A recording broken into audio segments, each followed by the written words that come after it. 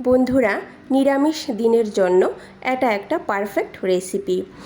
রাধে কৃষ্ণ বন্ধুরা, আমি টুলটুল, আর এই টুলটুলের রান্নাঘরে আপনাদের সবাইকে স্বাগত। বন্ধুরা, আজকে আমি আপনাদেরকে গাটি কচু বা মুখী কচুর একটা রেসিপি তৈরি করে দেখাবো। আমরা মুখী কচু বলি, আপনারা কি বলেন কমেন্ট করে নিশ্চয়ই জানাবেন। আমি এই মুখী কচুকে ভালো করে ধুয়ে জল দিয়ে সেদ্ধ বসিয়ে দিয়েছি। এটা 10 মিনিট লাগবে সেদ্ধ হতে। কচুটা সেদ্ধ হতে থাক, ততক্ষণে আমি এখানে একটা মশলা পেস্ট করে নেব। তার জন্য একটা টমেটো, হাফ চামচ পরিমাণ গোটা জিরা আর 5 থেকে 6টা কাঁচামরিচ নিয়ে নিয়েছি। কাঁচামরিচের পরিমাণটা এখানে আপনারা কমিয়ে বা বাড়িয়েও দিতে পারেন। এবার সমস্ত উপকরণ একটা মিক্সি জারের মধ্যে নিয়ে ভালো করে পেস্ট করে নেব। এখানে কিন্তু জল ছাড়া পেস্ট করতে হবে, জল দেওয়ার কোনো দরকার নেই। এই দেখুন, একদম মিহি করে পেস্ট করে নিয়েছি। এবার এর মধ্যে খুব সামান্য পরিমাণ হলুদ গুঁড়ো আর 1 চামচের 3 ভাগের 1 ভাগ লাল মরিচ গুঁড়ো দিয়ে দেব। এর মধ্যে আর কোনো ধরনের মশলা অ্যাড করব না। এবার ভালো করে মিশিয়ে নেব। মিশিয়ে একটা সাইডে রেখে দেব। এখানে মুখী কচুগুলিও সেদ্ধ হয়ে গেছে। এবার উপরের খোসাগুলো ছাড়িয়ে নেব। দেখুন বন্ধুরা, খুব সহজেই কিন্তু উপরের খোসাগুলি ছেড়ে আসে। আর বন্ধুরা, এই মুখী কচুগুলো সেদ্ধ হতে কিন্তু বেশিক্ষণ সময় লাগে না, 10 মিনিটের মধ্যে সেদ্ধ হয়ে যায়। সবগুলো মুখী কচুর খোসা এখানে আমার ছাড়া হয়ে গেছে। এবার রান্না করে নেব। আগে থেকে চুলায় একটা প্যান বসিয়ে দিয়েছি। প্যানটাকে ভালো করে গরম করে 1 বড় চামচ সরিষার তেল দিয়ে দেব।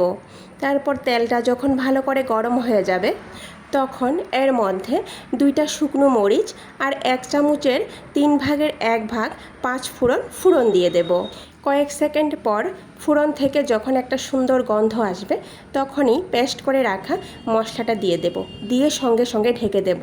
তার কারণ হলো, মশলা দেওয়ার সঙ্গে সঙ্গে কিন্তু তেল চারিদিকে ছিটিয়ে পড়ে, সেই জন্য ঢেকে দেওয়া। আবার কয়েক সেকেন্ড পর ঢাকনা উঠিয়ে নেব। মশলার বাটি ধুয়ে একটু জল দিয়ে দেব। এবার স্বাদ অনুযায়ী লবণ দিয়ে দেব। লবণ দিয়ে চুলার আঁচ মাঝারিতে রেখে 1 থেকে 2 মিনিটের মতো মশলাটাকে একটু কষিয়ে নেব। 2 মিনিটের মতো মশলাটাকে কষিয়ে নিলেই চলবে। 2 মিনিট পর চুলার আঁচ একদম লোতে রেখে দেব। একদম কম আঁচে 5 মিনিটের জন্য মশলাটাকে ঢেকে রাখব। 5 মিনিট পর এই দেখুন, মশলার উপরে কিন্তু তেল ভেসে উঠছে। এবার চুলার আঁচ একদম বাড়িয়ে দিয়ে আবারও 2 মিনিটের মতো কষিয়ে নেব। মশলা যখন ভালো করে কষানো হয়ে যাবে, তখন দেখবেন মশলার উপরে তেল ভেসে উঠছে আর মশলার মধ্যে একটু দানা দানা ভাব চলে আসছে।